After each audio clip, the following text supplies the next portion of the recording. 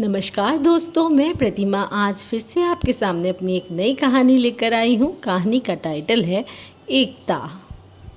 अगर मेरी कहानी पसंद आती है तो प्लीज़ लाइक और चैनल को सब्सक्राइब ज़रूर करिएगा। एक आदमी था रजत। वह अपने परिवार और शहर में हमेशा एक्टिव रहता था।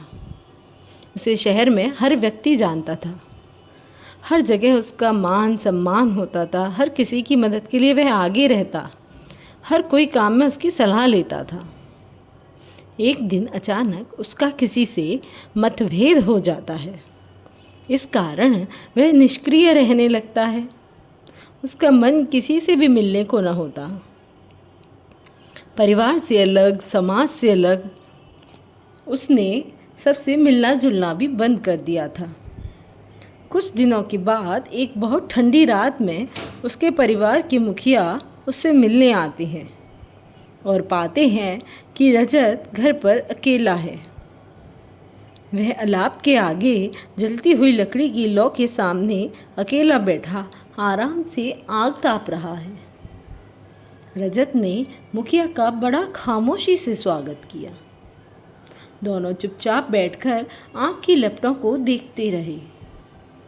तभी अचानक मुखिया ने उस अलाव से एक जलती हुई लकड़ी को उठाकर किनारे पर रख दिया और फिर शांत होकर बैठ गया। रजत हर चीज़ पर ध्यान दे रहा था।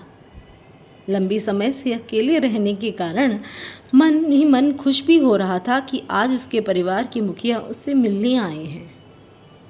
लेकिन उसने देखा अलग हुई लकड़ी की आग की लौ धीरे धीरे कम हो रही है और कुछ देर में आग पूरी तरह बुझ गई। उस लकड़ी से आग की चमक खत्म हो गई। इस बीच दोनों ने आपस में बहुत ही कम शब्दों में एक दूसरे का अभिवादन किया।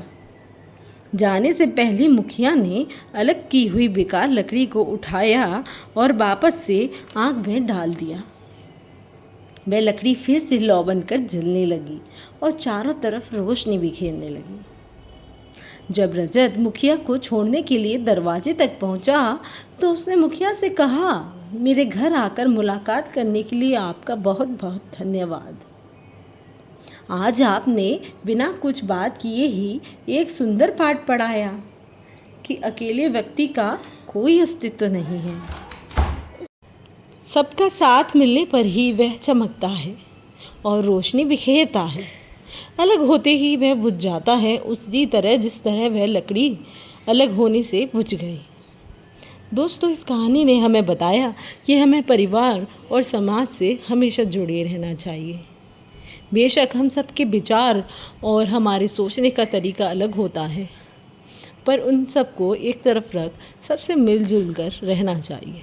अगर आपको मेरी कहानी पसंद आए तो प्लीज़ लाइक ज़रूर करिएगा। अपने सुझावों को भी आप कमेंट में लिख सकते हैं। Bye bye.